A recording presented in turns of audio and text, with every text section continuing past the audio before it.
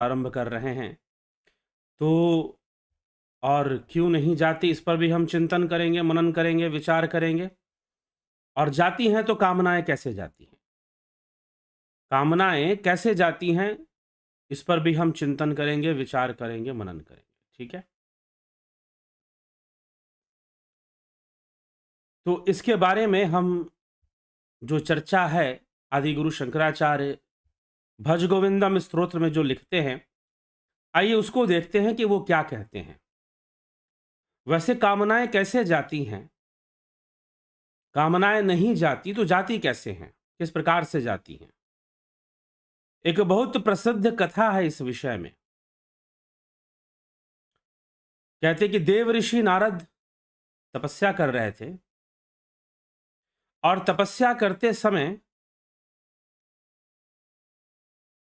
वो सब कुछ त्याग कर, सब कुछ छोड़कर तपस्या में लीन थे। और तभी कहते हैं कि कामदेव वहां पर आते हैं और कामदेव देव ऋषि नारद जी पर अपने काम बाण का संधान करते हैं। लेकिन देव ऋषि नारद कामदेव के वश में नहीं होते और काम के बाण से अपनी रक्षा कर लेते हैं। उनके मन में काम के बाण जो है कामनाएं उत्पन्न करने में विफल हो जाती हैं और कामदेव वहां से चले जाते हैं।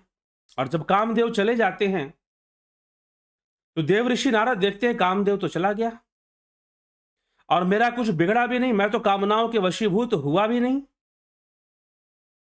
कामदेव चला भी गया और मेरा कुछ बिगड़ा भी नहीं, मैं कामनाओं के वशीभूत हुआ भी नहीं। उनके मन में ऐसा विचार आया और उन्होंने मन में सोच लिया कि अरे, जिस कामदेव ने शिव को अपनी समाधि तोड़ने के लिए विवश कर दिया था, वो कामदेव आज मुझसे पराजित हो गया। मैंने कामनाओं पर विजय प्राप्त कर लिया, मैंने काम वासना पर विजय प्राप्त कर लिया, ऐसा निश्चय उन्होंने कर लिया। और इसकी घोषणा करते हुए कि जिस कामदेव ने स्वयं कैलाशपति को समाधि से उठने के लिए विवश कर दिया था, यद्यपि कामदेव ने शिव को अपने वश में कर लिया, इसका तो कोई प्रमाण नहीं मिलता शिव महापुराण में। अगर हम शिव कथा पढ़ें, इस तथ्य का कहीं प्रमाण नहीं मिलता कि कामदेव ने शिव जी को अपने वश में कर लिया। नहीं, हां, शिव ने किसी दूसरे कारण से अपने नेत्र उस समय खोल दिए थे, क्योंकि कामदेव प्रकृति का संतुलन बिगाड़ रहा था। स्वयं शिव के ऊपर, स्वयं विश्वनाथ पर संधान करके वह विश्व को काम के वशीभूत कर रहा था। शिव तो कभी उसके वश में ना होते, लेकिन वह संतुलन बिगाड़ रहा था, इसलिए अंततः महादेव ने त्रिनेत्र से उसे भस्म किया, ऐसी कथा आती है। लेकिन देव ऋषि नारद ने कोई और भ्रम पाल रखा था। उनके मन में आया कि जिस कामदेव ने भोलेनाथ को अपने नेत्र खोलने पर विवश कर दिया था, आज वो कामदेव मुझसे पराजित हो गया, मैंने उस पर विजय प्राप्त कर लिया। और फिर वो चल पड़े इस बात की घोषणा करते हुए और पहुंच गए कैलाश पर्वत पर भगवान शिव के पास। जाकर शिव जी से कह दिया कि हे भोलेनाथ, मैंने कामदेव पर विजय प्राप्त कर लिया। जिस कामदेव ने आपकी समाधि तोड़ी थी, मैंने उसको जीत लिया, मैं उसको जीत चुका हूं। ऐसी घोषणा कर दी, ऐसी घोषणा कर दी। शिव जी ने कहा कि बहुत बहुत शुभकामनाएं आपको, बहुत बधाई है नारद, आपको बहुत बधाई है कि आपने इतनी बड़ी उपलब्धि प्राप्त कर ली, आपको बहुत बहुत बधाई है। इसीलिए चलिए ठीक है, अच्छी बात है, आपने मुझे बता दिया, लेकिन फिर भी मैं आपसे आग्रह करता हूं, आपसे निवेदन करता हूं, देव ऋषि नारद, आप गलती से यह बात जाकर वैकुंठ में भगवान विष्णु से मत कह दीजिएगा कि आपने काम पर विजय प्राप्त कर लिया। ऐसी बात, या फिर जो शिव ना कर पाए वो मैंने करके दिखा दिया, आप ऐसी इस तरह की घोषणा वैकुंठ में जाकर मत कर दीजिएगा। नारद जी को ज्यादा समझ में नहीं आई बात की क्यों नहीं करनी है। वो तो अपना धुन में सवार था, उनको धुन सवार था कि भाई मैंने काम पर विजय प्राप्त कर लिया, काम पर विजय प्राप्त कर लिया। और वो पहुंच गए वैकुंठ में यही घोषणा करते हुए, और जाकर भगवान विष्णु से कह दिया कि अरे, जो शिव ना कर पाए वो मैंने कर दिया, मैंने काम पर विजय प्राप्त कर लिया। वो चले गए वहां पर ये कहने के लिए। भगवान विष्णु ने कहा कि अच्छा, फिर तो बहुत अच्छी बात है, तुम तो विजेता हो गए, तुमने काम पर विजय प्राप्त कर लिया। तो लेकिन होना था वो तो था ही। भगवान ने भी बात मान ली, ठीक है जाओ विचरण करो, अपना जो कर रहे हो। चला गया। देव ऋषि नारद निकल गए, घूमते घूमते किसी नगरी में पहुंचे। वहां पर पहुंचे तो वहां पर राजमहल में गए। राजमहल में गए तो वहां पर राजकुमारी का स्वयंवर हो रहा था। अभी अभी तो काम पे विजय प्राप्त किया था और अभी अभी पता नहीं क्या हो गया। राजकुमारी के सौंदर्य को देखकर, विश्व मोहिनी के सौंदर्य को देखकर वो बड़े मोहित हुए और उन्होंने सोचा कि अरे इतनी सुंदर कन्या से तो मेरा विवाह हो जाना चाहिए था। अब राजकुमारी का जो सुंदर रूप था, नारद के मन पर ऐसा छाया कि वो भूल गए कि उन्होंने काम पर विजय प्राप्त किया है। वो इस बात को ही भूल गए कि वो तो भाई कामजयी हैं, और जिसने काम पर विजय प्राप्त कर लिया वो भला किसी सुंदर स्त्री को देखकर मोहित क्यों होने लगा। जिसने काम पर विजय प्राप्त कर लिया वो भला सुंदर स्त्री को देखकर मोहित क्यों होगा। लेकिन देव ऋषि नारद ये बात तो भूल ही गए कि उन्होंने काम पर विजय प्राप्त किया है।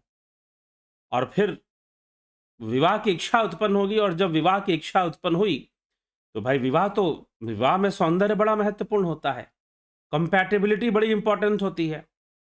अब कहां से लाएं कंपैटिबिलिटी, कहां से लाएं, कहां से सुंदर रूप लाएं, साधु वेश। कहा कि ये तो भगवान विष्णु से ज्यादा सुंदर कौन है संसार में, चलते हैं उनके पास। और वो हरि हैं और मेरे हरि है तो मुझको अपना ही रूप दे देंगे, जब वो मुझसे प्रसन्न है तो। चले गए, यह विश्वास कि भगवान तो मुझसे प्रसन्न रहते हैं, और जाकर भगवान से कहा कि मुझे हरिमुख दे दीजिए, मुझे हरिमुख चाहिए। अब भगवान विष्णु तो लीला पुरुषोत्तम, लीला करने में माहिर। अच्छा तुम्हें हरिमुख चाहिए, तो कामनाओं की सूक्ष्मता को समझने की आवश्यकता है। हरिमुख चाहना भी तो एक कामना है। भगवान ने कहा कि ठीक है मैं तुम्हें हरिमुख दे देता हूं। अब हरि का एक अर्थ तो वानर भी है, वानर मुख दे दिया। अब पहुंच गए स्वयंवर के अंदर, बहुत उपहास हुआ, बहुत मजाक उड़ा, बहुत क्रोध में आए, और कहते कि इस क्रोध में आकर उन्होंने भगवान विष्णु को श्राप भी दिया कि जिस प्रकार से आपने मुझे वानर का मुख दिया है, एक दिन आपको वानरों का ही संग प्राप्त होगा। बंदर ही आपके मित्र बनेंगे और आपके साथ घूमेंगे, खाएंगे, पिएंगे, आपके आसपास रहेंगे। मनुष्यों और राजाओं की मित्रता ना मिलकर आपको वानरों की मित्रता मिलेगी, उनका ऋणी होना पड़ेगा आपको। और दूसरा, जैसे मैं स्त्री वियोग में व्याकुल हूं, वैसे आपको भी व्याकुल रहना पड़ेगा। इस प्रकार से श्राप भी दे दिया। फिर बाद में लगा कि गलती हो गई। भगवान ने कहा कि चलो कोई नहीं, हम श्राप और वरदान भगवान के लिए तो कुछ है नहीं, वह तो जीवन मुक्त हैं, तो फिर उनके लिए क्या, वो तो लीला रूप में दुख भी धारण करेंगे, सुख भी धारण कर लेंगे। इसलिए तो वहां पर रामचरितमानस में तुलसीदास जी लिखते, काहू न को सुख दुख कर दाता, निज कृत कर्म भोग सब भ्राता। राम के ऊपर भी लागू होता है, श्री रामचंद्र पे भी लागू होता है और श्री कृष्ण पे भी लागू होता है। काहू न को सुख दुख कर दाता, निज कृत कर्म भोग सब भ्राता। कहीं ना कहीं कोई ना कोई कर्म का आधार बनता है। चलो ठीक है, देवऋषि नारद ने श्राप तो दे दिया, लेकिन कामनाओं का क्या हुआ, काम पर विजयी का क्या हुआ। तो भैया कुछ समय के लिए तुम्हें लगे कि तुम बहुत बड़े वैरागी हो, तो ये मत समझ लेना कि समय एक जैसा रहेगा। पता नहीं कौन सी ग्रह दशा कैसे बदलेगी और तुम्हारे अंदर कामनाओं का झरना फूट पड़े, बताना मुश्किल है। ठीक है, अच्छे अच्छे योगी, अच्छे अच्छे वैरागी जो एक समय पर अपना जीवन कठोरता पूर्वक जी लेते हैं, पता चलता है कि दूसरे समय पर फिसल भी जाते हैं, दूसरे समय पर फिसल भी जाते हैं। इसलिए ब्रह्मचर्य के ऊपर कोई एक्सपेरिमेंट मत करो व्यर्थ में। एक्सपेरिमेंट करना है तो अपने मन पे करो, चित्त पे करो, विचारों पे करो, योग पे करो। तो देवऋषि नारद के मन में कामनाएं उत्पन्न हो गई अंततः, और वो कामनाओं के वशीभूत हो गए, बच नहीं पाए। जब तक शरीर है, इसीलिए विवेक चूड़ामणि में तो ये चर्चा हमने जब की थी तो वहां पर तो साफ साफ लिखा हुआ है, श्लोक है कि जब तक पंचभूत रचित शरीर है, जीव है, तब तक कामनाएं हैं किसी ना किसी रूप में। कामनाएं हैं किसी ना किसी रूप में, वो रहेंगी, नहीं रहने का प्रश्न नहीं उठता, कामनाएं रहेंगी। हाँ, इसीलिए उन कामनाओं को तुम खत्म करोगे, उनको अपने नियंत्रण में लो, उनको संस्कारित करो, उनको सुसंस्कृत करो। उन कामनाओं को प्रकृति के वेग में ना रहकर, बल्कि संकल्पवान होकर उन कामनाओं को तुम एक दिशा प्रदान करो। अगर उनको सही दिशा मिल जाएगी, तो वो कामनाएं, वो भावनाएं ही हमारे कल्याण का कारण बन जाएंगी। तो कामनाएं नहीं जाती हैं। आदि गुरु शंकराचार्य यहां पर भज गोविंदम स्तोत्र में जो पद रख रहे हैं, उसमें यही बार बार प्रमाणित करना चाहते हैं कि कामनाएं कहीं जाती नहीं है। क्योंकि ऐसा कहने की आवश्यकता क्यों पड़ रही है? प्रश्न ये है। ऐसा कहने की आवश्यकता इसलिए पड़ रही है क्योंकि समाज में ब्रह्मचारी होने का या कामना मुक्त होने का प्रदर्शन बहुत अधिक होता है। कई बार लोग साधु बनकर साधु बन लिया या सन्यास ले लिया और ये घोषणा कर दी, भाई मैं तो अपना जीवन मैं तो सन्यासी हो गया, मैं तो साधु हो गया और मेरे लिए अब कोई कामना नहीं है। लेकिन जीवन के अलग अलग पड़ाव है, अलग अलग समय है, पता नहीं किस समय कौन सी कामना हावी हो जाए। ठीक है, चलो, एक समय पर लोगों को समझ में नहीं आता है, तो वो कुछ ऐसी घोषणा कर देते हैं। आज भी ऐसे लोग मिल जाते हैं जो इस प्रकार की घोषणा कर देते हैं। तो इस प्रकार की घोषणा, इसीलिए कृष्ण कोई घोषणा नहीं करते, ठीक, कर्म करते हैं। तो इसीलिए संस्कारों को लाया गया कि व्यक्ति सुसंस्कृत हो, संस्कारी हो। वह अगर विषयों का भोग भी करे तो संस्कारों के साथ करे, सुसंस्कृत होकर ही विषयों का भोग करे। इसी कारण इसकी आवश्यकता पड़ी। तो आदि गुरु शंकराचार्य यहां पर क्या कह रहे हैं, बड़ा सुंदर वो लिखते हैं। अंगम गलितम पलितम मुंडम दशन विहीनम जातम तुंडम वृद्धो याति गृहत्वा दंडम तदपि न मुंचति आशा पिंडम। अंगम गलितम पलितम मुंडम, शिथिल जर्जर अंग तेरे, केश हिम सब धवल सारे, दंत पंक्ति विहीन मुख है, शक्ति खोए पग विचारे, वृद्ध होकर ले लुकटिया, 4 गज तू चल न पाए, फिर भी मन है अभी तक भी मोह माया में लगाए। अंगम गलितम पलितम मुंडम दशन विहीनम जातम तुंडम। अंग गल जाएंगे, क्षुण हो जाएंगे अंग, बाल सफेद हो जाएंगे, शिथिल जर्जर अंग तेरे, केश हिम सब धवल सारे, केश हिम सब धवल सारे, हिम मतलब बर्फ, सफेद, धवल माने साफ सफेद, बाल जो है सफेद हो जाएंगे बिल्कुल। केश हिम सब धवल सारे, दंत पंक्ति विहीन मुख है, और दंत पंक्तियों से विहीन मुख हो जाएगा। दंत पंक्ति विहीन मुख है, शक्ति खोए पग विचारे, पैरों की शक्ति कम हो जाएगी, फिर भी मन है अभी तक भी मोह माया में लगाए। अंगम गलितम पलितम मुंडम दशन विहीनम जातम तुंडम। अंग छिन्न, पके हुए बाल, दांतों से रहित मुख, हाथ में दंड लेकर चलने वाला वृद्ध भी आशा पाश से बंधा रहता है। पहले तो वो वृद्ध की गति बता रहे, क्योंकि उनके सामने जो व्यक्ति है वह वृद्ध है, जिस व्यक्ति को वो समझा रहे हैं वो वृद्ध है, इसलिए पहले तो वृद्ध की गति बता रहे हैं कि वृद्धावस्था में भी यह चीज नहीं जाती। इसलिए महाराज भर्तृहरि क्या लिखते हैं वैराग्य शतक में, वो क्या समझाते हैं, तृष्णा न जड़ना वयमेव जड़ना, भोगे न भुक्ता वयमेव भुक्ता। अर्थात तृष्णा कभी वृद्ध नहीं होती, तृष्णा कभी जीर्ण नहीं होती, लेकिन मनुष्य का शरीर जीर्ण हो जाता है, मनुष्य का शरीर वृद्ध हो जाता है, लेकिन उस वृद्ध शरीर में तृष्णा जवानी लेकर बैठी रहती है, वो फिर भी युवावस्था में बनी रहती है। तो तृष्णा न जीर्णा वयमेव जीर्णा, भोगे न भुक्ता वयमेव भुक्ता, तपो न तपता वयमेव तपता। कि भोग, इंसान भोगों को नहीं भोगता, ये भोग इंसान को भोग जाते हैं।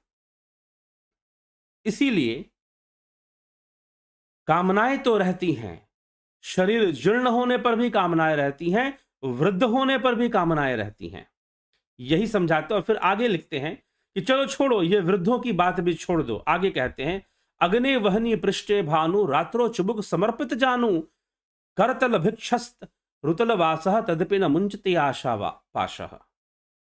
कि सूर्यास्त के बाद रात्रि में आग जलाकर और घुटने में सर छिपाकर सर्दी बचाने वाला जो भिक्षु है, जो भिक्षाटन करता है, जो साधु है, जो सन्यासी है, जो घर बार त्याग चुका है और भिक्षा मांगकर वह जो है अपना जीवन यापन करता है।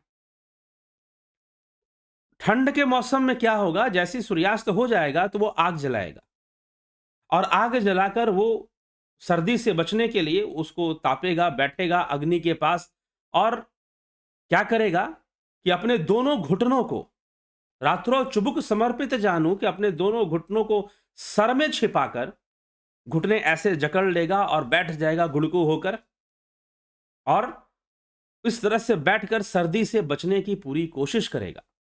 हाथ में भिक्षा का पात्र लेने वाला वह भिक्षु, अन्न खाने वाला वह भिक्षु, पेड़ के नीचे रहने वाला वो सन्यासी अपनी इच्छाओं के बंधन को छोड़ नहीं पाता। आदि गुरु शंकराचार्य मात्र वृद्धों के लिए नहीं कह रहे, उन सन्यासियों के लिए भी कह रहे हैं जो कहीं ना कहीं किसी वेग में, भले हो सकता है कि वो मात्र पेट भरने के लिए वो सन्यासी वेश का प्रदर्शन कर रहे हों, ऐसा भी हो सकता है कि किसी प्रभाव में या किसी वेग में आकर कि भाई चलो घर बार छोड़ते हैं, साधु ही बन के रहते हैं, ऐसे वेग में आकर वो साधु वेश उन्होंने धारण कर रखा हो। ठीक है, तो इस तरह की चीजें हों, लेकिन फिर भी वह भिक्षा मांगकर अपना जीवन यापन करने वाला साधु, पेड़ के नीचे रहने वाला, रात्रि में वो ज्यादातर ऐसे दिखाई देते हैं। इसलिए आदि गुरु शंकराचार्य ने कहा कि रात्रि में ज्यादातर ये भिक्षु जो भिक्षा पात्र लेकर भिक्षा मांगते हैं, ये ज्यादातर दिखाई देते हैं कि लकड़ी से आग जला लेते हैं और उसके पास बैठ जाते हैं और गुड़गु होकर ऐसे बैठ जाते हैं, घुटनों को दबाकर सिर उसमें छुपाकर बैठे रहते, अपने सिर को नीचे झुकाकर घुटनों के बीच में दबा लेते, ठंड ना लगे। ये भिक्षा मांगने वाले, पेड़ के नीचे रहने वाले ये भिक्षु भी आशा तृष्णा से मुक्त ना हो पाते, ये भी अपनी इच्छाओं को मार नहीं पाते। इस तरह से आदि गुरु शंकराचार्य यहां पर लिख रहे हैं। यद्यपि थोड़ी कटुवाणी है आदि गुरु शंकराचार्य की, व्यंग्यात्मक भाषा का प्रयोग होता है यहां पर भज गोविंदम स्तोत्र में। दूसरे ग्रंथ हैं कई, कबीर ने बहुत ही व्यंग्यात्मक भाषा का प्रयोग किया है, अपने कबीर के दोहों में आप सुन सकते हैं। और गोस्वामी तुलसीदास जी ने बहुत व्यंग्यात्मक भाषा का प्रयोग उन्होंने भी किया है, समाज की दुर्दशा को देखते हुए, समाज को जगाने के लिए, उन्हें इंगित करने के लिए। तो आदि गुरु शंकराचार्य यहाँ पर वृद्धों को तो नहीं छोड़ते, साधु सन्यासियों को भी नहीं छोड़ते कि भाई ये जो घूम रहे हैं इस तरह से पेड़ के नीचे बैठे हुए दिखाई देते हैं कभी, और कभी भिक्षा मांगते हुए दिखाई देते हैं, और कभी आग जलाकर ये तापते हुए नजर आते हैं सर्दी के मौसम में।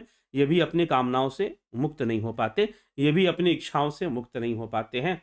तो यह गति है। इसीलिए वास्तव में मनुष्य को कैसा जीवन जीना चाहिए, क्योंकि कामनाओं से मुक्ति एक अवस्था है, वह चेतना की जागृति है, वह जबरदस्ती का विषय नहीं है कि आपने एक ये त्याग दिया तो वो त्याग दिया, तो ऐसा त्याग दिया तो वैसा त्याग दिया। संसार है कहां पर, ये बहुत कम लोग समझते हैं। कई बार इस चैनल पर हमने चर्चा कर चुके हैं कि संसार कहां पर है। योग सूत्र में भी यह चर्चा हुई है, योग सूत्र की व्याख्या में भी हुई है, मांडुक्य कारिका में भी चर्चा हुई, विवेक चूड़ामणि में भी चर्चा हुई, अष्टावक्र महागीता में भी चर्चा हुई कि भाई संसार का वास कहां पर है। क्या तुम घर बार छोड़कर चले जाओगे वन में तो क्या संसार छूट जाएगा? वन भी तो संसार में ही है। क्या घर छोड़कर जंगल में जाओगे तो संसार छूट जाएगा? पहाड़ों पे चले जाओगे तपस्या करने तो संसार छूट जाएगा? वो भी तो, पहाड़ भी तो संसार में ही है, प्रत्येक वस्तु तो संसार में ही है। और सच पूछो तो संसार तो तुम्हारे अपने चित्त में है, संसार तो तुम्हारे इंद्रिय अनुभूति में है। और जब तुम्हारे इंद्रिय अनुभूति में ही संसार है, जब तुम्हारे चित्त में ही है, तो जब तक चित्त वृत्ति निरोध ना करोगे तो कहां से संसार छूटेगा? जब तक अपनी चेतना का विकास नहीं कर लोगे तो संसार कहाँ से छूटेगा। छोटे बच्चों से कहो कि खिलौना खेलना छोड़ दे तो नहीं छोड़ेगा। लेकिन वही छोटा बच्चा जब विकसित हो जाएगा, जब बड़ा हो जाएगा, 15, 16, 18, 19, 20 साल उसकी उम्र हो जाएगी, युवा हो जाएगा, तो खिलौनों से कोई लेना देना नहीं उसका अब। खिलौनों की तरफ उसका ध्यान नहीं रहेगा, फिर अपने आप खत्म हो जाएगा। वैसे ही जिनकी चेतना विकसित हो गई, जिनकी चेतना विकसित हो गई, जो चेतना के दूसरे आयाम में प्रवेश कर जाते हैं, प्रवेश कर जाते हैं, और जब वो वहां प्रवेश कर जाते हैं, अपनी चेतना को विकसित कर लेते हैं, तो वो एक ऐसे आनंद का अनुभव कर लेते हैं कि संसार के आनंद, संसार में इंद्रियों के वशीभूत मिलने वाला क्षणिक आनंद अपने आप छोटा हो जाता है।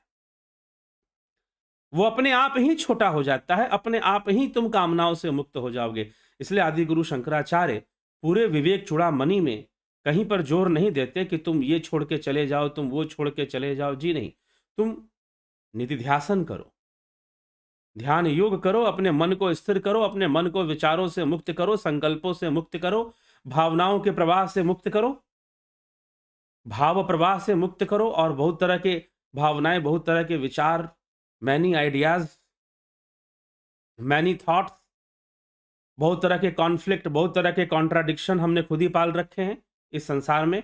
तो उन सब से अपने आप को मुक्त करो, और इंद्रियों को विषयों में ना लगाओ। तो कैसे नहीं लगेगा? घर छोड़ के जाओगे तब नहीं लगेगा? जी नहीं, यह तो ध्यान योग से संभव हो पाएगा, यह तो ध्यान योग से संभव हो पाएगा। तो हमारे जितने भी ग्रंथ हो, चाहे भज गोविंदम हो, विवेक चूड़ामणि हो, या जनक सिद्धांत हो, जनक का, महाराज जनक का अद्वैत सिद्धांत हो, चाहे शंकर का अद्वैत सिद्धांत हो, चाहे योग वाशिष्ठ का अद्वैत सिद्धांत हो। योग वाशिष्ठ अगर आपने पढ़े, वो बहुत अच्छा ग्रंथ है, लेकिन स्मृति श्रेणी में आता है, तो तो उसमें भी अद्वैत सिद्धांत आता वो हो। उन सब में हर जगह इंद्रिय निरोध, चित्त वृत्ति निरोध की ही चर्चा देखने को मिलती है, पाई जाती है। कि बाहर से आप छोड़ के जाओगे तो कुछ नहीं होगा। जब रानी चुड़ाला के जो पति थे, जो राजा थे, जब वो सब कुछ छोड़कर संन्यास लेते हैं, तो रानी चुड़ाला खुद उनको समझाने जाती हैं, उनको समझाती है कि इससे कोई तुम्हें मोक्ष मिलने वाला नहीं है। इसलिए सही पॉइंट पर, सही दिशा में जाना, सही डायरेक्शन में जाना और सही निशाना लगाना, ये जरूरी है, ये जरूरी है। नहीं तो मिसगाइड लोग, ऐसा नहीं कि भाई जो व्यसनों में पड़ गया, जो भोग विलास में पड़ गया, वही मिसगाइडेड है। कई बार अध्यात्म के नाम पर, धर्म के नाम पर भी लोग मिसगाइड होते हैं और मिसयूज होते हैं, दोनों होते हैं, मिसगाइड भी होते हैं, मिसयूज भी होते हैं। ठीक है, तो कई बार हम अध्यात्म के नाम पर, भक्ति के नाम पर, गुरु भक्ति के नाम पर हम मिसगाइड हो रहे होते हैं।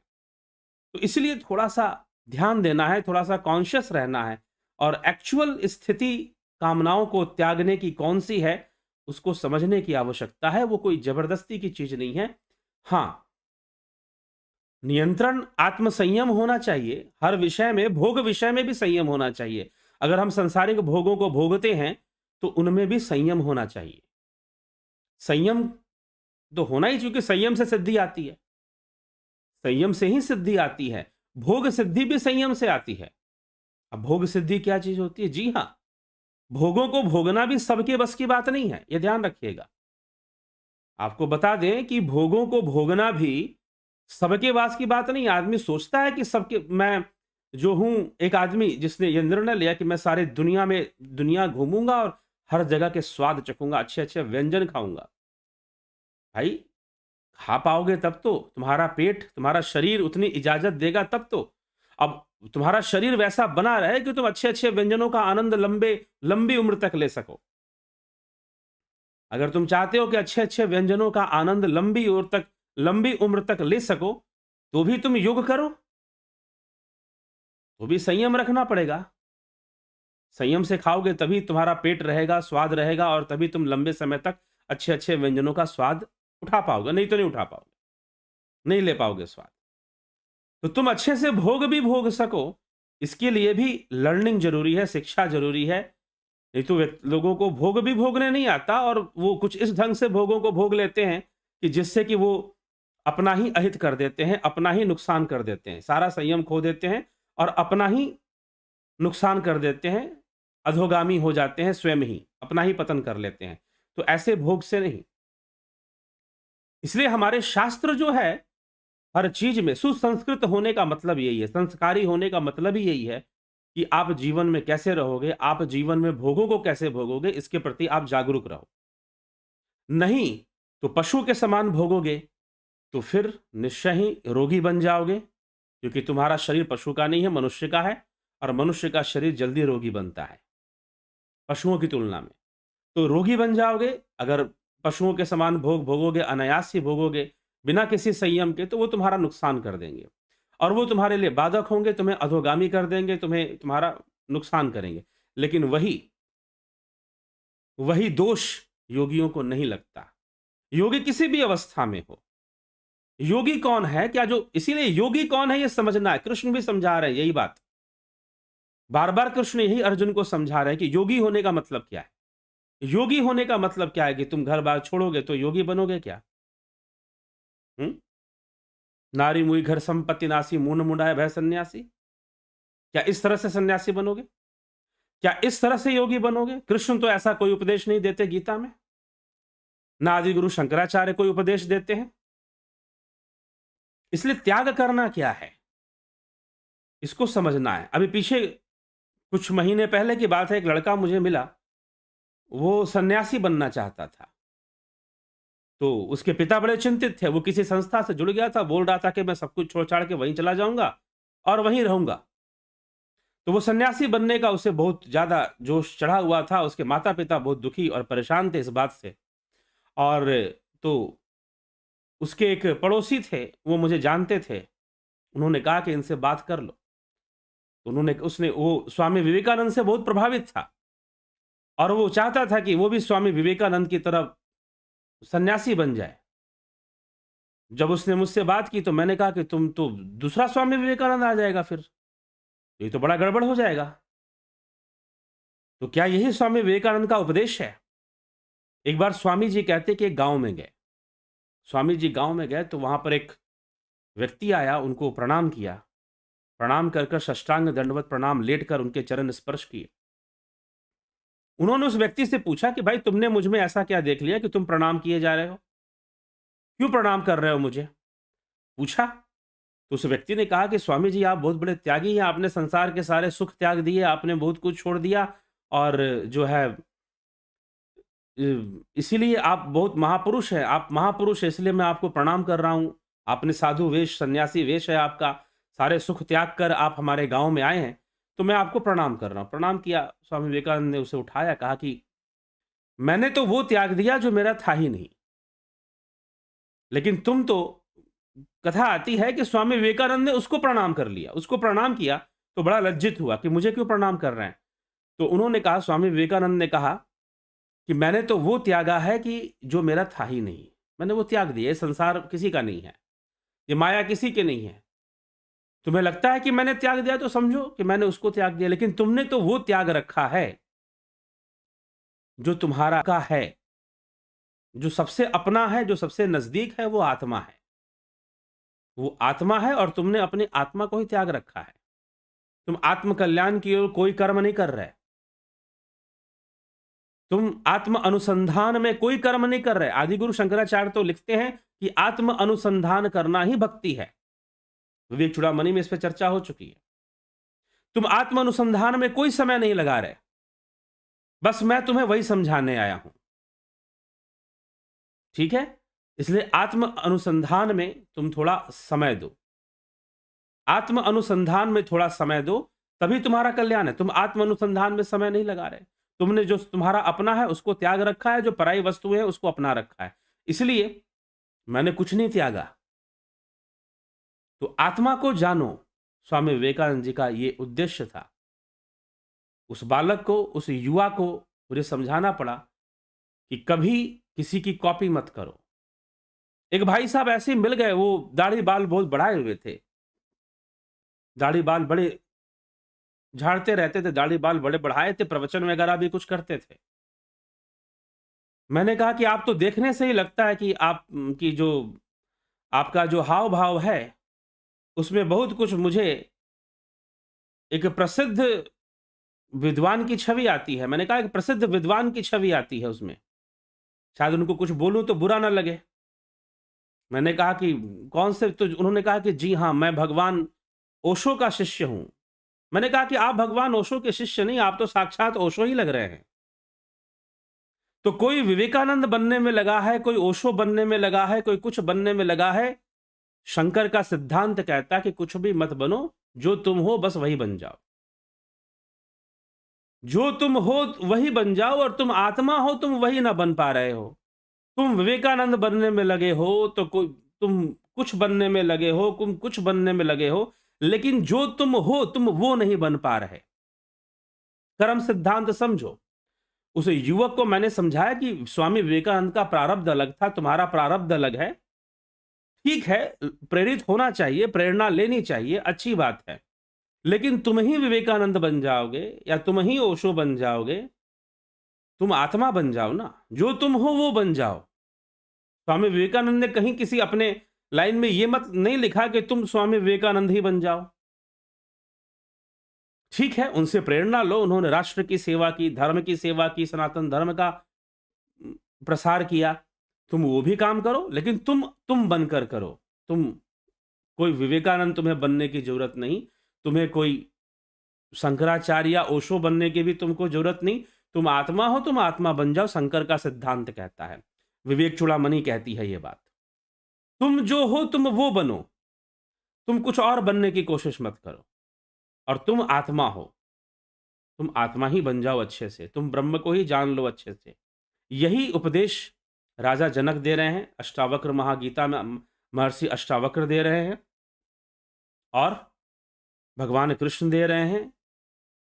सभी हमारे संत महापुरुष इस उपदेश को दे रहे हैं। तो कुछ बनने की कोशिश कि मैं ये बन जाऊंगा, मैं वो बन जाऊंगा, तो मैं कई बार तो लोग कुछ दूसरे ही उद्देश्य से संन्यास ले लेते हैं, कुछ दूसरे ही उद्देश्य से संन्यास ले लेते हैं। शायद उनके बहुत सारे फॉलोअर होंगे और बहुत सारे शिष्यों की श्रृंखला होगी, बहुत सारा जनमत हासिल हो जाएगा और एक प्रतिष्ठित साधु बन जाएंगे, तो बहुत बड़ा फॉलोअर हो जाएंगे, और बहुत इस तरह की कई चीजें विचारधारा और इस तरह के कामनाओं में लिप्त रहते हैं। तो वासनाएं हैं, लोक वासना, शास्त्र वासना, देह वासना। आदि गुरु शंकराचार्य ने तीनों की चर्चा की है। मात्र किसी के अंदर काम वासना है जो नारद जी में आ गई। विश्व मोहिनी को देखकर जो देव ऋषि नारद में जो काम वासना आ गई, काम को विजय प्राप्त करने के बाद भी आ गई, तो मात्र उतनी ही वासना नहीं है, लोक वासनाएं भी होती हैं, शास्त्र वासनाएं भी होती हैं, अनेकों वासनाएं होती हैं। तो इस प्रकार से इस तुम कहीं ना कहीं फिर से फंस जाते हो, तुम कॉपी करने के चक्कर में फिर लग जाते हो। इसलिए आदि गुरु शंकराचार्य क्या समझाना चाहते कि भाई इस तरह का कोई, पर ठीक है, कोई सन्यासी है तो अच्छी बात है, लेकिन वो सन्यासी होकर आत्मा को अपना लक्ष्य बनाए। कोई गृहस्थ है तो अच्छी बात है। अद्वैत सिद्धांत के प्रचारकों में तो बहुत सारे गृहस्थों की भी चर्चा है। तो आत्मा को अपना लक्ष्य बनाकर आत्मा के सिद्धांत को, तुम आत्मा हो और तुम आत्मा बन जाओ अच्छे से। बस विवेक चूड़ामणि का संपूर्ण सार यही है। तुम्हें कुछ और बनने की आवश्यकता नहीं है, कुछ और बनने की कोशिश मत करो। सन्यास तो अपने आप हो जाएगा, योगी तो तुम बन ही जाओगे। तुम योगी हो इसको भी दिखाने की आवश्यकता नहीं है, क्योंकि योगी होना भी कोई प्रदर्शन का विषय नहीं है। योगी होने के लिए कोई गोल्ड मेडल नहीं मिलता है, कोई अवार्ड नहीं मिलता है। जहां भी अवार्ड मिलता है समझ लो कि वहां पर मात्र लीपापोती करने के लिए, डिप्लोमेटिक कदम उठाने के लिए लोग एक दूसरे को अवार्ड देते रहते हैं।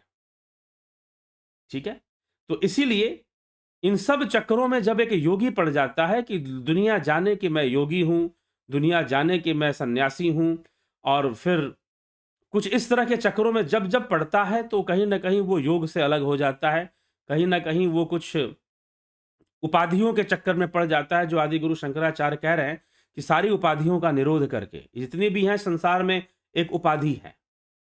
मैं ये हूं, कोई माता है, पिता है, भाई है, बहन है, मनुष्य है, पशु है, जो कुछ भी है सब उपाधि के रूप में, सारी उपाधियां हैं। इन सारी उपाधियों का निरोध कर दो और तुम अपनी आत्मा में स्थित हो जाओ, आत्म स्थित हो जाओ। बार बार रिपीटेडली विवेक चूड़ामणि में आदि गुरु शंकराचार्य ने इसी चीज को कहा है, और यहां भी वो यही संकेत कर रहे हैं, शॉर्ट में कर रहे हैं, व्यंग्यात्मक भाषा का प्रयोग कर रहे हैं कि वृद्ध होकर भी लोगों की तृष्णा खत्म नहीं होती। और रही बात ये साधु सन्यासी, जो भिक्षा मांगकर अपना जीवन व्यतीत करते हैं, कहीं पेड़ के नीचे बैठे रहते हैं और कभी ठंड के मौसम में सूर्यास्त होने पर आग तापते हुए नजर आते हैं और ठंड से बचने के लिए घुटनों में अपनी मुंडी छुपा लेते हैं ताकि ठंड ना लगे। ऐसे जो है ये भी अपनी इच्छाओं से मुक्त नहीं होते, ये भी अपनी कामनाओं से मुक्त नहीं होते, क्योंकि मुक्त होने का ये तरीका नहीं है। मुक्त होने का तरीका है निधिध्यासन। ध्यान कर करके जैसे दूध जमकर दही बन जाती है, दूध जमकर दही बन जाती है, जमकर बनती है, तो वैसे ही तपते तपते, साधना करते करते, ध्यान योग करते करते, शनैः शनैः, भगवान कृष्ण ने कहा है कि जल्दबाजी में नहीं पढ़ना चाहिए। शनैः शनैः ध्यान योग करते करते, साधना करते करते तुम एक परिपक्वता को प्राप्त कर लेते हो। तुम परिपक्व हो जाते हो। जैसे कोई खीरे का फल होता है, खीरे का फल, तंबू का जो एक फल होता है, वो जब पक जाता है तो अपने आप ही टूट जाता है, फट जाता है। वैसे ही निरंतर भजन करते, अभ्यास करते हुए यह जीव भी परिपक्व हो जाता है। यही महामृत्युंजय का सार है। ओम त्र्यंबकम जजामहे सुगंधिम पुष्टिवर्धनम उर्वारुकमिव बंधनात् मृत्युर्मुक्षेमामृतात्। उर्वारुकमिव बंधनात्, जिस प्रकार से एक कुमड़े का जो फल है वह जब पक जाता है तो अपने आप ही वह मुक्त हो जाता है, उस डाल से टूट जाया करता है पकने के बाद, जब अच्छे से पक जाता है तो। वैसे ही एक योगी अपना अभ्यास करते करते, अपने अभ्यास और वैराग्य, यही दो मंत्र बताए हैं भगवान कृष्ण ने। महर्षि पतंजलि ने कहा है अभ्यास वैराग्याभ्याम तन्निरोध। श्री कृष्ण करते हैं असंशयम महाबाहो मनो दुर्निग्रहम चलम अभ्यासेन तु कौन्तेय वैराग्येन च गृह्यते। इसकी प्रैक्टिस करते हुए, और आदि गुरु शंकराचार्य आत्म प्रयत्न की प्रशंसा करते हैं कि आत्म प्रयत्न जब तक नहीं करोगे तो कोई गुरु तुम्हारा क्या कर देगा। तुम्हारा अपना कोई प्रयत्न नहीं होगा तो कोई गुरु और शास्त्र तुम्हारा क्या कर लेंगे। ठीक है, तो अपना प्रयत्न, अपनी साधना, अपना अभ्यास जरूरी है। उस पर ध्यान नहीं है और व्यर्थ की बातों पर ध्यान है कि तुम साधु हो, तुम सन्यासी हो, तुम अखंड ब्रह्मचारी हो और पता नहीं किस तरह का ब्रह्मचर्य तुम पालन करते हो और अपने ऊर्जा का व्यर्थ बर्बाद करते हो, उसी चीज में लगाए कर के रखते हो घुमा फिरा कर। समस्या यह क्या होता है कि कई बार जब आप किसी चीज को कहते हैं कि मैं ये छोड़ दूंगा, वो छोड़ दूंगा, ये छोड़ दूंगा, वो छोड़ दूंगा, वो चीज और पीछे पड़ जाती है, वो चीज और पीछे पड़ जाती है। एक बार स्वामी राम तीर्थ हुए एक पंजाब में, वो लाहौर यूनिवर्सिटी विश्वविद्यालय के मैथमेटिक्स के एचओडी थे। बहुत बड़े गणितज्ञ थे वो, लेकिन बाद में उन्होंने संन्यास ले लिया और सन्यासी जीवन जिया। तो वो वैराग्य का अभ्यास कर रहे थे, तो उनको सेव बड़े, कश्मीर के साइड में, उधर वैसे भी लाहौर के थे तो नजदीक था कश्मीर उनसे, तो कश्मीरी सेव उनको बड़े पसंद थे। तो सेव सेव के प्रति वो बड़े लालची रहते थे, खाने के प्रति। अब उन्होंने सोचा कि भाई सेब ज़्यादा खाता हूँ, मीठे सेब, मुझे इस पर कंट्रोल करना चाहिए। तो उन्होंने अभ्यास शुरू किया कि जब भी उनको सेब दिखे तो अपनी सर ऐसे झुका, ऐसे कर लेते, अपनी गर्दन घुमा लेते कि सेव के देखूंगा ही नहीं मैं। देखूंगा नहीं तो लालच नहीं आएगा। ठीक है, सेब को देखूंगा नहीं तो लालच नहीं आएगा। अब जो है, यह बात उन्होंने निश्चय कर लिया। अब एक मित्र के घर पे गए। मित्र के घर पे गए तो बैठे और उनके साथ एक दूसरा व्यक्ति भी साथ में था। मित्र ने क्या किया कि लाल लाल मीठे मीठे सेब जो है प्लेट में लाकर लाकर सर्व कर दिया, दे दिया खाने के लिए। अब जैसे खाने के लिए दिया तो राम तीर्थ ने अपनी गर्दन ऐसे घुमा ली कि देखना ही नहीं उसको, देखूंगा नहीं तो लालच नहीं आएगा। ये उनका तरीका था अपना। घुमा ली गर्दन, घुमा ली गर्दन, तो घुमाए रहे। मित्र ने कहा कि भाई क्या बात है, उधर क्यों देख रहे हो, हमारी तरफ देखो। तो उन्होंने कहा कि नहीं, तुम्हारी तरफ नहीं देख सकता, प्रतिज्ञा टूट जाएगी। मैंने कौन सी ऐसी प्रतिज्ञा ले ली, मुझे नहीं देखना है। मित्र को बड़ा बुरा लगा। नहीं, तुमसे कोई दिक्कत नहीं है, तुमने जो सेव ला के रखा है ना, इससे परेशानी। क्यों? तो मैं अपनी इस तृष्णा पर, अपनी इस आदत पर, कामना पर विजय प्राप्त करना चाहता हूं कि मैं सेव नहीं खाऊंगा और सेव के स्वाद से बचूंगा और उसके प्रति अपनी आसक्ति नहीं रखूंगा। तो मित्र ने कहा कि ये तो वैराग्य नहीं है, ये तो ढोंग है, ये तो मिथ्या आचरण है। तुम्हारे मन में तो सेव सेव ही चल रहा है, गर्दन इधर घुमा के रखी है, लेकिन मन में तो सेव के पेड़ ही दिखाई दे रहे तुमको।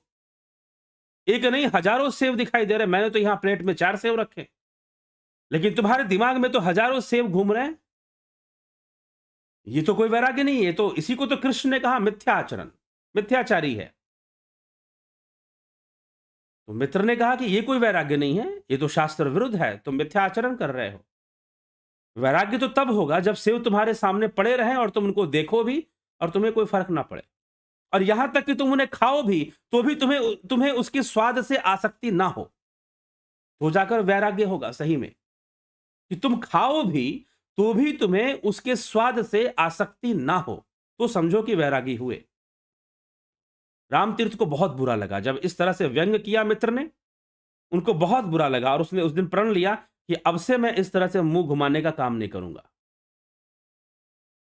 सीधा जाकर उनके दिल पे लगा कि भाई बात तो बिल्कुल सही कह रहा है, यहां प्लेट में 4 सेव रखे हुए, लेकिन मेरे दिमाग में तो सेवों का पूरा बाजार घूम रहा है। तो जिसको तुम कहते हो छोड़ देंगे, उसी का नाम तुम रटते रहते हो और वही चीज बार बार रिपीट होती रहती है, और repetition of thoughts makes a thoughts dominant, और हावी हो जाती है वो चीज तुम्हारे ऊपर और चढ़कर बोलती है तुम्हारे दिमाग पर। फिर तुम कहते हो, नारद जी चिल्लाने लगे, मैंने कामदेव पर विजय प्राप्त कर लिया, कामदेव पे विजय प्राप्त कर लिया, कामदेव पे विजय प्राप्त कर लिया। कब कामना काम कर गई पता भी नहीं चला, कब राजकुमारी को देखा और मोहित हो गए, भूल ही गए कि कामदेव पे विजय प्राप्त किया था, भूल ही गए कि कामदेव पे विजय प्राप्त किया था, दिमाग से ही बात निकल गई, और कब विश्व मोहिनी के चक्कर में पड़ गए और चले गए हरिमुख मांगने के लिए भगवान विष्णु के पास। तो जब तुम ज्यादा करते हो कि मैं ये छोड़ दूंगा, ये त्याग दूंगा, तो वो चीज तुम्हारे दिमाग में और जाके बस जाती है कहीं ना कहीं, और फिर वो जब निकलती है तो भयावह रूप धारण करके निकलती है। कभी कभी कई साधुओं की ऐसी कहानियां हैं, ठीक है, बड़े बड़े मठाधीशों के जीवनी आप पढ़ोगे, उनके जीवन में ऐसी घटनाएं आ जाती हैं, ठीक है। तो इसलिए स्वामी राम तीर्थ ने उस दिन से बंद कर दिया और सेव खाना भी छोड़ दिया। बस उनको उनको वो बात ऐसी लगी कि उन्होंने निश्चय कर लिया कि एक सेव खाया, दूसरा हाथ नहीं लगाया, नहीं तो 4 सेव अकेले खा जाते थे वो। वैराग्य है, तुम खाओ और फिर भी तुम्हें उसके स्वाद में आसक्ति ना हो। यही तो, क्या विवेक चूड़ामणि में अभी हमने सुना, आदि गुरु शंकराचार्य कहते हैं कि जो ब्रह्म ज्ञानी है वह इंद्रियों को विषयों में लगाता भी नहीं है और विषयों से हटाता भी नहीं है। कौन सी अवस्था है ये? जो ब्रह्मज्ञानी है वो इंद्रियों को विषयों में लगाता भी नहीं है और विषयों से हटाता भी नहीं है, दोनों काम नहीं करता वो, ठीक है, क्योंकि उसकी जो इंद्रियां हैं वो राग शून्य हो जाती हैं। उनमें राग ना होने के कारण वो इंद्रियां विषयों का भोग करते हुए भी उसमें आसक्ति नहीं पालती, विषयों का भोग करते हुए भी वो इंद्रियां आसक्त नहीं होती हैं। तो ऐसी अवस्था जब चेतना का विकास हो जाएगा, निरंतर साधना करते हुए, ध्यान योग करते हुए स्वतः ही हम ऐसी अवस्था में पहुंचना शुरू कर देते हैं। इसके लिए हमें प्रयासरत रहना चाहिए, ठीक है, ध्यान योग करना चाहिए, साधना। इसलिए आदि गुरु शंकराचार्य कह रहे हैं कि कोई वृद्ध हो गया, उसके अंग गल गए, लेकिन फिर भी उसकी कामनाएं नहीं जाती हैं। कोई साधु संन्यासी बन गया, भिक्षाटन कर रहा है, भीख मांग रहा है, भिक्षा मांगकर अपना जीवन व्यतीत कर रहा है, तो इस प्रकार के जो दिखाई देते हैं उनकी भी कामनाएं नहीं जाती हैं सब कुछ छोड़ने के बाद भी। तो बड़ी प्रैक्टिकल बातें आदि गुरु शंकराचार्य, शंकर का सिद्धांत, अद्वैत सिद्धांत बिल्कुल जमीनी बातें करता है। जो मनुष्य के साथ घटता है, उसके मन में जो चीज चलती है, कई बार शास्त्र जो है अगर हम सही से पढ़ें तो सारे रहस्यों को खोलकर हमारे सामने प्रस्तुत कर देते हैं। लगता है कि हमारी ही कहानी बताई जा रही है, हमारे ही जीवन की ये कहानी है जो वो लिख रहे हैं। आदि गुरु शंकराचार्य का भज गोविंदम अगर देखे मनुष्य तो अपने अंदर पाएगा कि सब कुछ शायद हमारे लिए लिखा गया, हम ही को सुना रहे हैं क्या, हम ही को बोल रहे हैं क्या, ऐसा महसूस होना शुरू हो जाएगा, ठीक है। तो ये सब बातें समझने की आवश्यकता है और समझकर हमें चलने की आवश्यकता है। तो चलिए आज के व्याख्यान को यहाँ विराम देंगे, आपके थोड़े कमेंट्स देखेंगे और फिर विराम देंगे इसको। कल फिर आगे बढ़ते हुए भज गोविंदम में अभी बहुत सारे मोती हैं जो सामने आएंगे, ठीक है। तो और भी कई तथ्य भज गोविंदम में हैं, कुछ बातें बहुत ही व्यंग्यात्मक ढंग से आदि गुरु शंकराचार्य ने लिखे हैं ताकि लोगों को समझ में आए और वो सोचने के लिए मजबूर हो जाएं। सोचने के लिए विवश हो जाएं। इस ढंग से वो अपनी बातों को लिखते हैं, कहते हैं। तो चलिए, बबीता धीमान जी बहुत अभिनंदन है, विक्रम सिंह जी, जोंती दत्ता जी, हरिमोहन गुप्ता जी, योग वशिष्ठ और विवेक चूड़ामणि क्या एक ही है? एक जैसा सिद्धांत है, एक ग्रंथ नहीं है। क्या कुछ अंतर है? स्मृति ग्रंथ है और विवेक चूड़ामणि में सूत्र मिलते हैं, कहानियां नहीं मिलती हैं, और वशिष्ठ स्मृति ग्रंथ है। अशोक गोयल जी, क्या शरीर की राहते सब कुछ त्यागा जा सकता है? जी हाँ, त्यागा जा सकता है शरीर के रहते सब कुछ। त्यागने का मतलब है वैराग्य आना। वैराग्य मतलब राग का ना होना, आसक्ति का ना होना। वो अवस्था फिर से मैं रिपीट करूंगा जो विवेक चूड़ामणि में आदि गुरु शंकराचार्य लिखते हैं कि ब्रह्मज्ञानी विषयों में इंद्रियों को लगाता भी नहीं है और वहां से हटाता भी नहीं है, दोनों काम न करता। जैसे कि स्वामी राम तीर्थ को उनके मित्र ने कहा कि वैराग्य तो तब कि जब तुम सेव खाओ भी, फिर भी तुमको सेव के स्वाद में आसक्ति ना हो, तो जाके सच्चा वैराग्य हुआ फिर। ठीक है। अबनी प्रधान जी, शंकर प्रसाद जी प्रणाम आचार्य जी, हरिओम तत्सत। या ध्यान योग के मात्र साधना है जिससे कि कामनाओं का अंत हो सकता है? बिल्कुल हो सकता है, बिल्कुल हो सकता है। विंदेश्वरी मिश्रा जी, परम आदरणीय प्रभु जी, दया चरण, ठीक है, अभिनंदन है आपका। विनोद कुमार सूद जी, गोविंद प्रसाद नेमा जी, रमेश पेशवानी जी, रूपलाल विश्वकर्मा जी, चंद्रेश्वर पांडे जी, विजय तिवारी जी, आदरणीय स्वामी जी प्रणाम। क्या सूक्ष्म शरीर कामनाओं या भावनाओं से ही निर्मित है? बिल्कुल, सूक्ष्म शरीर कामनाओं भावनाओं से ही निर्मित है, संस्कारों से निर्मित है, कर्म से निर्मित है, इंद्रियों से निर्मित है। गौरव सिंह, विक्रम सिंह जी अभिनंदन। विष्णु चंद्र मौर्य जी, रतन सिंह जी, स्मिता सावंत जी, ए.के. त्यागी जी, सर ब्रह्मा विष्णु महेश प्रकृति देव हैं या साक्षात ईश्वर हैं? हमारे किस शास्त्र में ब्रह्मा विष्णु महेश को कॉन्सेप्ट आता है? देव हैं तो प्रकृति रूप ही हैं। ठीक है, बस ये कह सकते हैं कि प्रकृति नियंत्रक है या उसके बंधन में नहीं है, लेकिन प्रकृति भाव रूप है तो प्रकृति का ही अंग है, प्रकृति से अलग नहीं है। जलाराम रायका जी, शिवम भट्ट जी, पिंटू वासवा जी, अर्जन चौहान जी, ये जो चर्चा है ना ब्रह्मा विष्णु महेश की, जब मानस पे चर्चा होगी, रामचरित मानस पे चर्चा शुरू करेंगे और फिर आगे चलकर आपको श्रीमद् भगवत की व्याख्या ज्ञानेश्वरी से भी ली जाएगी, थोड़ी उसकी भी चर्चा आएगी। तो अ, मानस की चर्चा आएगी तो उसमें अवतारवाद का सिद्धांत आएगा और शास्त्रों ने अवतारवाद के विषय में क्या लिखा है, तो उसमें वहां पे चर्चा होगी तो ज्यादा स्पष्ट होगा। तो देवता कौन है, अवतार कौन है, इन सब की चर्चा पहले ही की जा चुकी है, उसको भी ध्यान दे, नहीं तो आगे चर्चा होगी भी। शिवम भट्ट जी, पिंटू वासवा जी, अर्जुन चौहान जी, अनिल कुमार जी, जीव को ईश्वर का अंश कैसे मान सकते हैं? अंश तो सभी में है, कृपया बताएं। प्रकृति का अंश हो सकता है? प्रकृति, चक्कर है कि ब्रह्म से तो प्रकृति भी अलग नहीं है।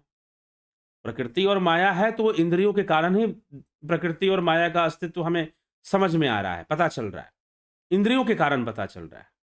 ठीक है, तो ईश्वर का अंश है बिल्कुल वैसे ही जैसे समुद्र की लहरें समुद्र का अंश हैं, अंश भी हैं और स्वयं समुद्र रूप भी हैं। अंश होने का मतलब उनका रूप वही है। अंश होने का मतलब ये नहीं कि उसका टुकड़ा है कट के अलग हो गया है। ठीक, और अंश इसलिए कहा जा रहा है क्योंकि यह जीव जो है वह प्रकृति के वशीभूत नजर आता है, इसलिए भी उसको अंश कह दिया जाता है। ठीक, तो ईश्वर का अंश कैसे माने? इस तरह से माने जैसे समुद्र और समुद्र की लहरें हैं, वैसे ही। अजीत अपराजित, स्मृति रस्तोगी, गणेश पवार, बलवंत सिंह गोहिल, अर्जुन पाटिल, उज्जवल छेत्री, सरोज कृष्णानी, अनिल मिश्रा, पंकज सोनी, आदित्य जी, हाँ, कल्पना बागड़े जी।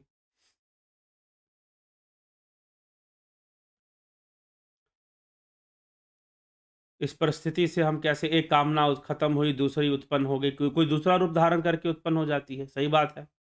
किसी की देह वासना खत्म हुई तो लोक वासना उत्पन्न हो जाएगी। ठीक है, तो इस प्रकार से तो ये तो चलता ही रहता है। जी हाँ, ये सब चीजें अध्यात्म से, ध्यान योग से, अद्वैत विचार से, स्वयं की आत्मा में स्थित होने के प्रयास से ये सारी चीजें, कामनाएं शांत होती हैं। कामनाएं, देखो, कामनाओं को खत्म मत करो, उसे डिस्ट्रॉय करने की कोशिश, उसका त्याग करने की कोशिश नहीं, उसे शांत करने की कोशिश करो।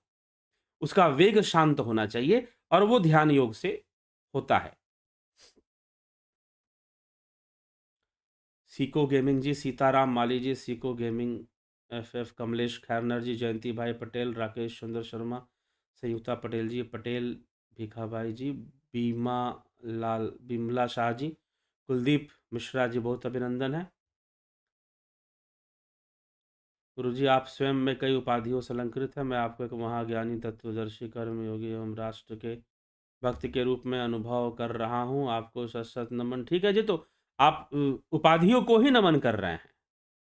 आप अगर नमन भी कर रहे हैं तो वो उपाधियों को, कि नमन करना भी उपाधियों को ही संभव है। ठीक, चलिए, बहुत अच्छी बात है। कुलदीप मिश्रा जी, अभिनंदन है। प्रकाश पटेल जी, अभिनंदन है। हरिदमन सिंह जी, अभिनंदन है। रचना आरके जी, भीखू कुचाड़िया जी, देवरतन बलदावा जी, निवेदिता राजभर, दशरथ पटेल जी, जयंती भाई दारजी जी, संजय कुमार जी, लोकनाथ सरकार जी, बहुत अभिनंदन। माँ राजेश्वरी, अरिदामन जी, मन ही मोक्ष का कारण है, मन ही साधना। ठीक है, अच्छी बात है। ए जी, मुकेश कुमार जी, पंकज सोनी जी, विजय अग्रवाल जी, प्रशांत सेठ जी, सबका आत्मा से परे परमात्मा यह सत्य है, एक ही है। ठीक है, चलिए, इसी के साथ विराम देते हैं आज के इस व्याख्यान को। कल फिर जो है मित्रों, कल फिर से चर्चा हम करेंगे, आगे बढ़ाएंगे। देखिए, जो चर्चा चलती है ना, ये चर्चा जो चलती है, ये चर्चा, इसका नाम लाइव चर्चा है, क्योंकि हम इस पे यहाँ पे चर्चा करते हैं। मैं भी कुछ विषय लाता हूँ, कुछ आप लोग भी विषय रखते हैं। तो कई बार अब ऐसा नहीं है कि मैं यहाँ पर कोई ज्ञान बांटने के लिए बैठा हूँ। सत्य बताऊँ आपको, तो इसी के बहाने मैं भी बहुत कुछ और अध्ययन करता हूँ। ठीक है, और ग्रंथों पर चर्चा करता हूँ, तो कई नए विचार आ जाते हैं, कई नई चीजें समझ में आ जाती हैं। तो ये एक श्रृंखला चल पड़ती है, इसीलिए इस कार्यक्रम का नाम लाइव चर्चा है। तो लाइव चर्चा इसीलिए है, तो यह चर्चा का विषय है, खुद भी समझना और चर्चा करना, यह महत्वपूर्ण विषय है। तो समझते चलना है रहस्यों को, क्योंकि बहुत तरह की स्थितियां बनती गईं, और जिसके कारण अब समय आ चुका है कि हम फिर से सनातन को संगठित करें, उसको ज़्यादा हम गहरा बनाएं, डेंस बनाएं, हम अपने विचारों को पहले से ज़्यादा और मजबूत करें। सनातन धर्म के ऊपर जो हमारे विचार हैं, उसको और बेहतर तरीके से समझकर और अच्छे तरीके से समझकर उसको और मजबूत करें। तो बस यही है, हम उसको और सच पूछो तो यह जीवन को सही ढंग से जीने का एक तरीका है। अद्वैत सिद्धांत हो, सनातन धर्म की बातें हों, जीवन को एक अच्छे तरीके से, ज़्यादा प्रैक्टिकल वे में जीने का तरीका है। मोर प्रैक्टिकल ये हमें करता है, ज़्यादा हमें सटीक बनाता है कि हम ज़्यादा सही तरीके से अपने जीवन को हम जिएँ। ना कि व्यर्थ प्रदर्शन के चक्कर में, तो कभी लोक वासनाओं के चक्कर में अपने जीवन को हम बिगाड़ने में लगे रहते हैं। जैसे कि अभी स्वामी राम तीर्थ का एक उदाहरण सुन हमने रखा आपके सामने। तो ज़बरदस्ती की कई तरह के क्रियाएँ करने में, कई बार कई तरह का हम, और ऐसा भी देखा गया है कि समाज में ऐसा प्रदर्शन करने वाले लोगों ने, जिन्होंने अपने महात्मा होने का बहुत अधिक प्रदर्शन किया, लोग उनके अनुयायी भी बने, लेकिन फिर भी वो समाज को बहुत कुछ देकर ना जा पाए। ठीक है? तो ऐसा भी देखने में नज़र आता है। इसलिए विचार करते हुए हमें सहज होकर, सरल होकर, हमारे जो मूल सिद्धांत हैं सनातन धर्म के, उनको समझते हुए अपना जीवन यापन करें, सरल जीवन यापन करें, वास्तविक वैराग्य को प्राप्त करें, वास्तविक अवस्था को प्राप्त करें, और आनंद को हम, सत्य तो ये है, शास्त्र तो ये मानते हैं कि एक योगी ही संसार का आनंद उठाता है। वह तो परमार्थ का भी आनंद उठाता है, लेकिन संसार में भी वही आनंद उठा रहा होता है सही से, वही संसार को अच्छे से जी रहा होता है। तो इसीलिए महर्षि पतंजलि इसलिए लिख देते हैं कि प्रकृति भोग और योग दोनों का साधन बनती है। दोनों का ही साधन बनती है, मोक्ष का साधन भी बनती है, भोग का साधन भी बन जाती है। तो आप बढ़िया से जीवन कैसे जिएंगे, जब इन सूक्ष्म सूत्रों को हम समझ पाएँ, इन सूक्ष्म बातों को हम समझ पाएँ, तो निश्चय ही एक अच्छा जीवन हम। और आदि गुरु शंकराचार्य, देखिए, आदि गुरु शंकराचार्य स्वयं एक सन्यासी हैं, स्वयं गृह त्याग 8 वर्ष की उम्र में उन्होंने देह त्याग दिया था। क्षमा करें, घर त्याग दिया था, गृह त्याग दिया था उन्होंने। 8 वर्ष की उम्र में बाल्यावस्था में।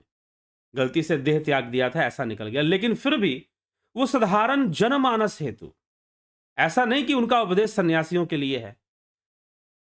कहीं पर भी उनका उपदेश ऐसा नजर नहीं आ रहा कि मात्र साधु सन्यासियों के लिए।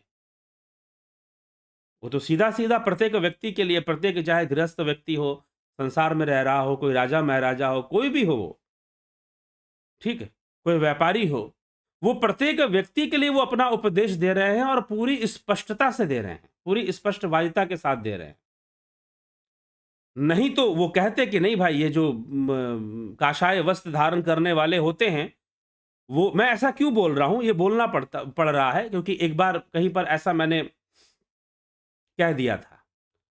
तो एक स्वामी जी थे, उनको बुरा लग गया था कि उन्होंने कहा कि नहीं ठीक है, आदि गुरु शंकराचार्य ने ऐसा बोला है, लेकिन इसका प्रचार नहीं करना चाहिए। फिर साधु सन्यासियों को प्रॉब्लम हो जाएगी, उनको भिक्षा कौन देगा फिर? आप ऐसा प्रचार करोगे तो घूम फिर के बात वहीं आ गई ना। जटिलो मुंडी लुंचित केशा काषायांबर बहुकृत वेशा पश्यन्नपि च न पश्यति मूढ़ा।